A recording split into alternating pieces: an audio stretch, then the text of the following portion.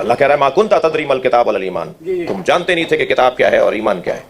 اس کے اوپر بڑی حسین بحث کی ہے کہ کنتا ما کنتا صیغہ جملہ نافیہ ہے اور قضیہ سالبہ ہے، اور قضیہ سالبہ کے ایک ہی معنی نہیں ہوتے ہیں، قضیہ موجبہ کا تو ایک ہی معنی ہوتا ہے جو ہے جی، لیکن جو قضیہ سالبہ ہوتا ہے اس کے دو معنی ہوتے ہیں، اور جہاں جہاں اس طرح کی آیات آپ کو ملیں گی وہاں قضیہ سالبہ ہے، تو ایک ہی معنی کیوں آپ مراد لے رہے ہیں؟ کیا کہہ رہے ہیں؟ سبحان اللہ، سبحان اللہ۔ تو دو معنی مراد لیں، دو طرح کے معنی مراد لیں۔ یہاں پر اگر اللہ کہہ رہا ہے کہ ما کنت تدری مل کتاب ولا ایمان، آپ جانتے ہی نہیں تھے کہ کتاب کیا ہے اور ایمان کیا ہے، تو یہ کیونکہ منفی جملہ ہے، سالبہ جملہ ہے، قضیہ سالبہ ہے، تو اس کے دو معنی بنیں گے، یعنی آپ تھے ہی نہیں جو جانتے کہ کتاب کیا ہے اور ایمان کیا ہے۔ یہ ترجمہ کیوں کر رہے ہیں کہ آپ تھے اور جانتے نہیں تھے؟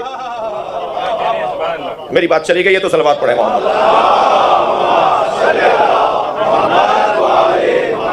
آپ کا تو وجود ہی نہیں تھا جو آپ جانتے کہ ہم نے جب آپ کا وجود رکھا، جب آپ کو بنایا، اسی وقت سے آپ کو ہم نے کتاب بھی دی ہے، اسی وقت سے ہم نے آپ کو علم بھی دیا ہے، ایمان بھی بتایا ہے۔